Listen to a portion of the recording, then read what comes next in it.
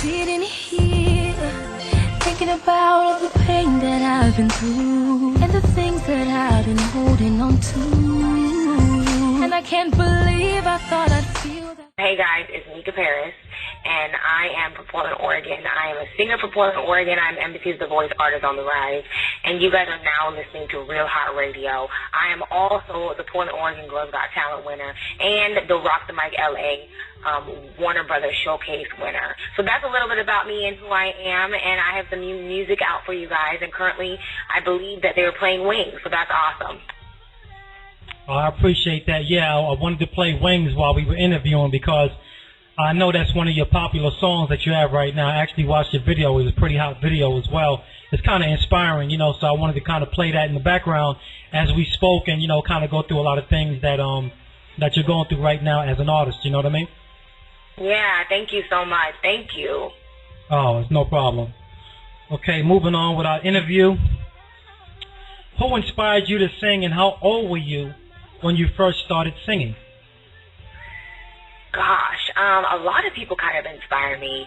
I've been singing since I was about 3 years old, and I really am inspired, you know, by gospel music as a whole, because that's where I started from. I'm really inspired by country, because country, they tell great stories. And individuals that I'm inspired by would be Tiffany Evans. She has a wonderful story. If you guys Google her, I love Carrie Hilson. I love Christina Aguilera. I love Beyonce. Those are just some of the few people that I love to, you know, research and look up their live performances, look up their interviews, look up their stories and how they started, because they're so inspiring. They're all very hardworking. They're all multi-talented, and they all have powerhouse voices and or talents for sure. Okay, that's a great answer. You named some pretty heavy hitters there as well, so that's a good thing. Yeah. I think Beyonce is a great artist. I follow her a little bit, you know, not too much, but, you know, she's definitely a heavy hitter in the industry, and, you know, she's very consistent. So to follow a consistent person is a really good thing, you know? Right. So tell us, when you, coming up as a child, I mean, when was it that, you know, your family and your friends noticed that this was your passion to sing, you know, like this is something that you really wanted to do when they started taking you serious? Tell us about that. My family's always taken me serious in terms of, like, my singing. They always knew I could sing. That was never an issue. I think when maybe other people started taking me serious was when I first put my music out there, you know, because anybody can sing. A lot of people say, oh, I can sing. A lot of people say that, but then when you say that, guess what? They want to hear you. So, and they don't want to just hear you just right there a cappella. You know, they want to hear that as well as something recorded and something professional. So I think once I started putting some professional music out there, people started taking me serious, like, oh, okay, you know, this chick is not playing. When she says she can sing, she can really sing. And I think now that I have a music video out there for Wings, which is my debut music video, people say, okay, you know what, she's not playing. She's not doing this just for the heck of it, kicks and giggles, you know. And I think that the more you put out professional things, the more you act as if you are already in the industry when you are independent, the more people will take you seriously. Right, that's very true. I watch a lot of the broadcasts that come on, you know, like American Idol. I do watch The Voice every once in a while. And there are a lot of people out there that, you know, say to themselves that they can sing, but then they get up on stage and then it's like, are you serious? You know? I don't think there's not enough people that are genuine, honest people that are giving these singers a really honest opinion about how they sound. You know what I mean? And these people, I don't know if the shows are doing it for kicks, but these people are not being told, hey, this is a serious industry. This can make or break you. You know, just like the Apollo live. You know, when you get up, Apollo's a very hard crowd. You know, and when you walk up on that stage and you sing in front of all those people, they're going to make or break you. You know what I mean? So it's like, you know, you have to really take, you know, and this is for all the singers that's out there listening to us right now live. I think you have to take your craft seriously, like this young lady said, because Your fans are going to make you or break you. No, it's no longer the music, the record industry that's making or breaking you. It's your fans that are making or breaking you right now, because it's a different industry right now. It's no longer, to me, it's no longer in the music industry's hands anymore. It's in the fans' hands. You know what I mean? So it's what they say. If they like what you do, if they like what they hear, that will make you more successful. But that's only if you take it seriously. That's only if you really want an honest opinion from someone who's a good professional at what they do. And I think the industry is lacking a lot of that situation, and I really appreciate that, you gave that answer, because that's a really good answer that a lot of singers need to understand and need to grasp onto, Yeah, the industry's definitely changed for sure. Right. Okay, sorry. Okay, moving on. How did you make it onto the NBC Online version of The Voice, and what was the competition like? Thank you so much for saying the online version. Many people get that confused, and they're like, I voted for you on the show. And I'm like, I wasn't on the show, but thank you. And so I'm so glad that you said that, because some people don't take the time to actually research the situation. Some people think I'm on other shows. They think I'm on the X Factor or American Idol, or that's what I was just recently told in another interview. So thank you so much for that, number one. Number two, I found out about the contest through Monica, because Monica tweeted. I follow her, and I have been following her since I started my Twitter account. And she said, if you want to win a 1-hour mentoring session with me, click here. And I said, you know what, I'm going to take a shot. I clicked on it, and I set up my account, and I submitted Wings. And it's really funny, because not very many people know that I actually submitted Wings by accident. I thought that, yes, I uploaded 2 songs. And in some websites and in some, the way that they're set up is if you upload a second song, sometimes that goes into second place, like slot number 2. Well, when I uploaded the second song, which was Wings, it actually pushed the first song that I uploaded down to number 2 and Wings as number 1, and I didn't see that. Wow. And then I filled it all out, submitted it, and it said, you have submitted, and it gives you all the, the summary of what you submitted. And I was like, oh, my God, that's not the song I wanted to go. So, I went back, and because I noticed very quickly that I could submit another song. And I was like, okay, if I can do that, I'm going to submit as many songs as I can. So I went back and did the whole thing all over again for the original song I wanted to send, and then it said that the contest had closed. And I said, you know what? If I'm meant to win this, at least if they like Wings, they may go back to my profile and listen to the other songs. Even if I'm not a winner, I might get noticed. That's what my main concern was. I just wanted to be noticed. Right. So I just, hoped and prayed, and a couple weeks later I found out that I was the winner. I was on the Ricky Smiley Morning Show in Atlanta, which is syndicated through Radio 1. So 51 radio stations heard my conversation with Monica and Ricky Smiley, and they played a snippet of Wings over 51 radio stations and all those listeners. And then I was flown to New York and got to meet Brandy and Monica, got my 1-hour mentoring session with Monica. I was on 106 in Park with them, and it was a great experience, Mark. Wow. So that was the grand prize, was to actually win a mentoring session with Monica, or was there more to that? The grand prize was to win a mentoring session with Monica, that is correct. And then they made it into like a weekend, because you were supposed to win a 1-hour mentoring session with Monica, and I spent 3 days in New York with Monica. Oh, wow. So that was big for you. That was huge, I got to go to 106 in Park. I've never been, and I wanted to since I was like really young. And then I got to go to some record companies and sit down with some labels. I obviously got to hang out with Monica and Brandy and their team behind the scenes. I got to see behind the scenes footage, which nobody got to see unless you were actually Monica or Brandy's manager or makeup artist or, somebody who's immediately in their immediate group. And it was something that not everybody gets to do every day. You can't just go and hang out with Monica or Brandy every day. Like, that's why I took it so serious. Right. And was that your first trip to New York, or have you been to New York before? No, I've actually been to New York several times. I have family. They live in Brooklyn, Flatbush. My family's Haitian, so there's a lot of Haitians in Flatbush, if you're familiar with that area.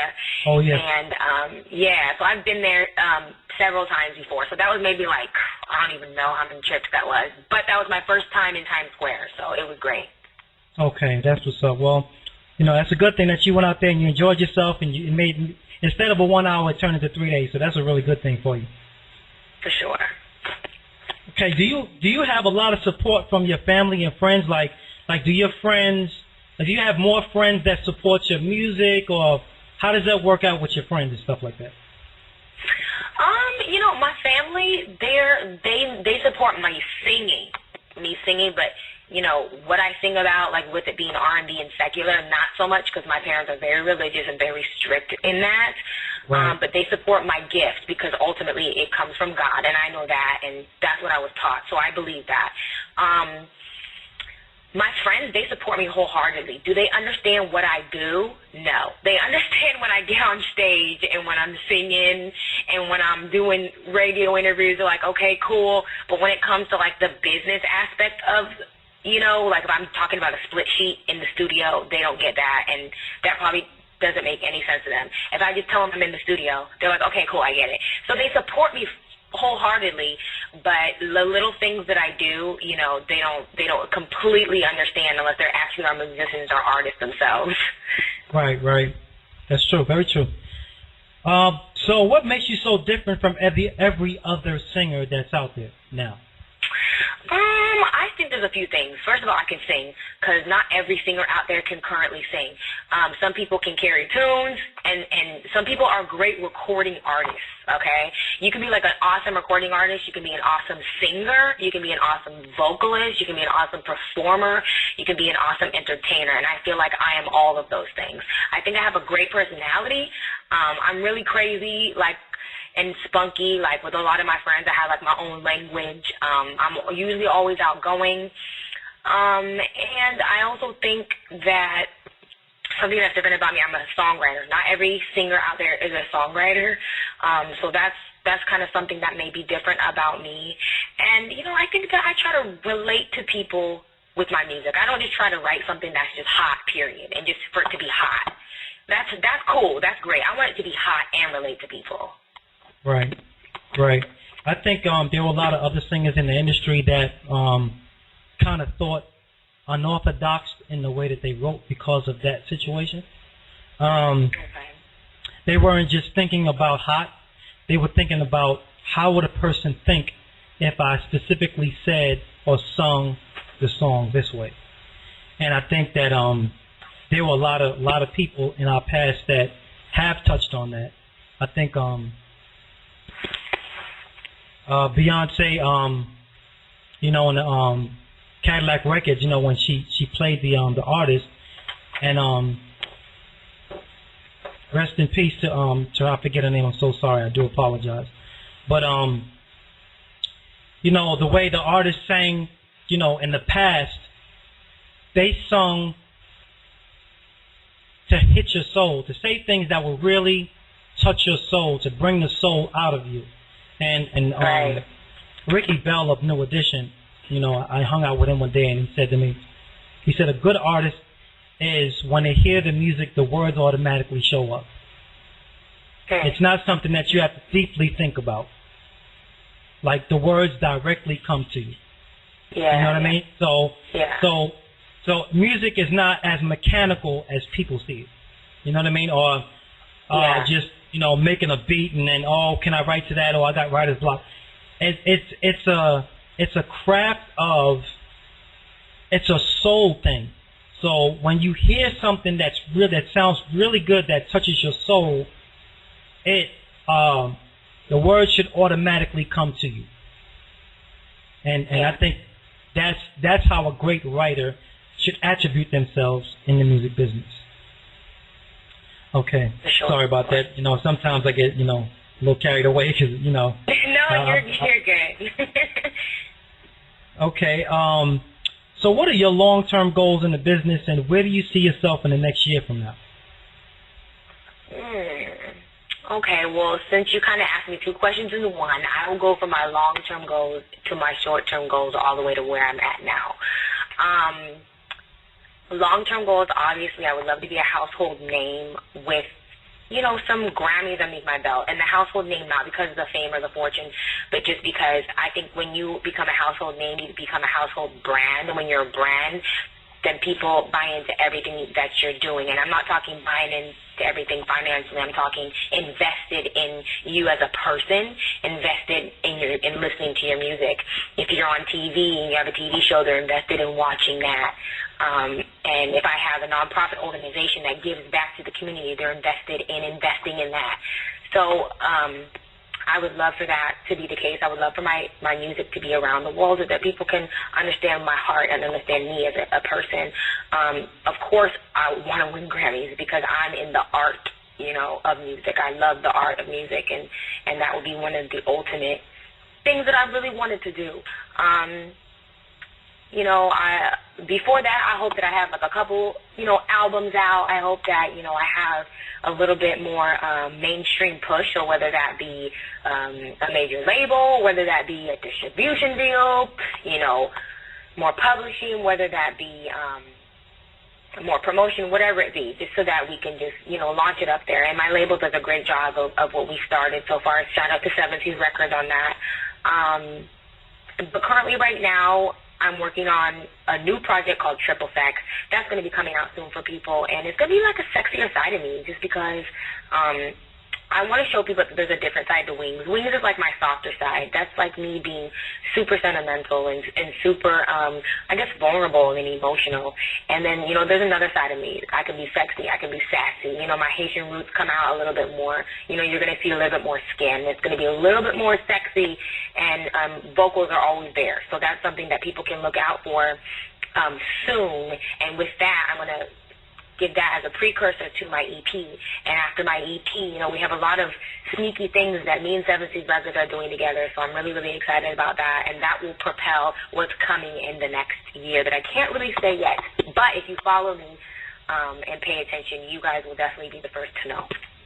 That's awesome. That's awesome. And for those that are listening right now live, I do apologize. The name of that young lady who just passed away that we so much love, her name was Etta James. That's who I was trying to touch on. And she was a great singer, a great artist. And I do apologize for those that are listening in and I couldn't remember. Sometimes you get busy and, you get sidetracked. But, I just wanted to cover that up for y'all out there.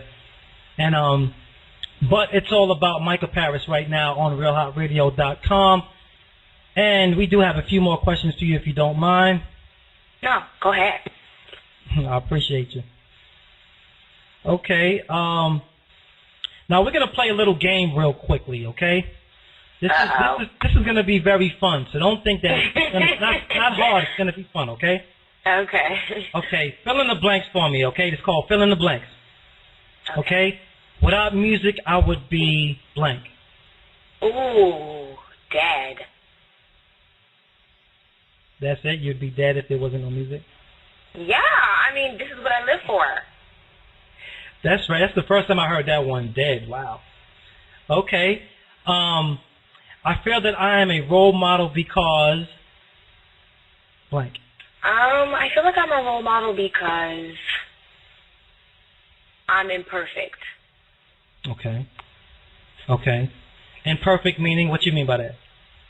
Because if you're a role model, obviously you're going to make mistakes, but the way that you get up from your mistakes and the way that you learn from your mistakes is what helps people learn before they make the mistake. Right, exactly. And you have to remember that your fans are always watching you. There's someone that's always patterning their lives behind you, And there's a young lady out there who no one knows that sings, who's awesome, who's very talented.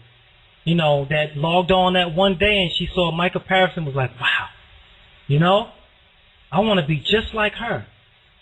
But you got to remember that that person is watching you. And if once you slip, that person's going to say, see, and you got to be a good example to that. You got to be a good example to that individual that's watching you. So, that's a good answer, though. The imperfection is a good answer because no one on this earth is perfect. So. Right. That's awesome. Okay, sorry. Next question is, music makes me blank. Happy. Makes you happy? Yeah. Okay. What was that time that you heard something that or that song that really made you feel happy? Was it Wings, or was it a different song that you're working on now, or is it something that you worked on in your past? What was that song that made you feel happy? Oh, goodness. I've recorded so many songs. So many. Oh, goodness. There's a particular song that I wrote that isn't out, and like nobody's heard it unless I was in the studio with them. And I wrote it, and it's called I Love You. And it sounds so cliche, but when you hear it, it's not.